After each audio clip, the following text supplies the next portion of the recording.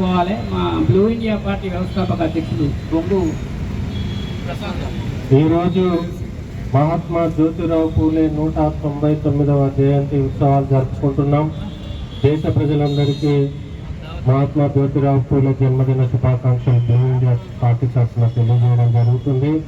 హైదరాబాద్ నడిబొడ్డున MLA quarters Himayat Nagar వద్ద మరి ఆషామాషి కాదు మహాత్మా జ్యోతిరావు పూలే దంపతుల విగ్రహాన్ని పెట్టడం, మరి ఈ కార్యక్రమాన్ని ప్రతి సంవత్సరం వర్ధంతి జయంతి నిర్వహించడం అనేది మరి అది లోతపోతుల నరేందర్ అన్న గౌడ్కే సాధ్యమైందని కూడా ఈ సందర్భంగా తెలియజేస్తూ అతనికి అతని మిత్ర బృందానికి అతను నడుపుతున్న బీసీ సంక్షేమ సంఘానికి అభినందనలు తెలియజేస్తున్నా. వీరందరికీ వెన్నుదన్నగా ఉండి మరి వెనుకంగా పెద్ద మనిషిలాగా నడిపిస్తున్న ఆళ్ళ రామకృష్ణాలకు కూడా ప్రత్యేక ధన్యవాదాలు. ఎందుకంటే అతను పదవి విరమణ పొందిన తర్వాత వచ్చిన అన్ని డబ్బులను కూడా సుప్రీంకోర్టులో క్యాష్ సెన్సస్ జరగాలని దేశ స్థాయిలో 30 లక్షల రూపాయలను రుణపాయంగా తీసుకుపోయి ఈ బీసీల అభ్యున్నతి కోసం పనిచేస్తున్నాడు.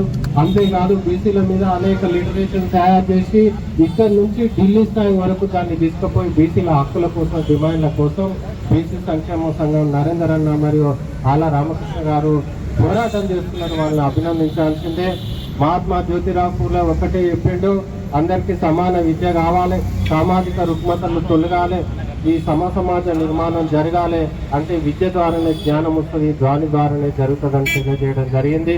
ఏ విద్య ద్వారా అయితే జ్ఞానం వస్తుంది అని చెప్పిండో ఆ విద్య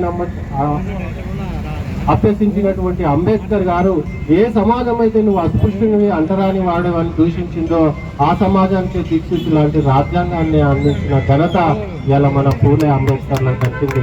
ఇలా ప్రపంచ ఐక్యరాజ్య సమితి ప్రపంచ నాలెడ్జ్ డేగా అంబేద్కర్ జయంతిని ప్రకటించిందంటే ఎంత గొప్ప మేధస్సు ఒకసారి ఆలోచన చేసుకోవాలి. రాష్ట్ర ప్రభుత్వం కానీ మోడీ ప్రధానమంత్రిగా చెప్పుకుంటున్నటువంటి కేంద్ర ప్రభుత్వం కానీ బీసీలకు జనాభా దామాషా ప్రకారం అధికారంలోనూ అన్ని రంగాల్లోనూ వాటా దక్కే వరకు అవసరమైన సంస్కరణలు, రాజ్యాంగ సవరణలు, ప్రణాళికలు తయారు చేయకపోతే వచ్చే ఎలక్షన్లలో ఈ బీసీ సోదరులందరూ కలిసి ఒక స్వయం రాజ్యాధికార ఉద్యమంలో రాజ్యాధికార సాధన కోసం కృషి చేస్తారని ఈ సందర్భంగా తెలియజేస్తూ ఎవరైతే బీసీల హక్కులను కాలరాస్తున్నారో వారికి ఒక హెచ్చరిక ఈ సందర్భంగా జారీ చేయడం జరుగుతుందని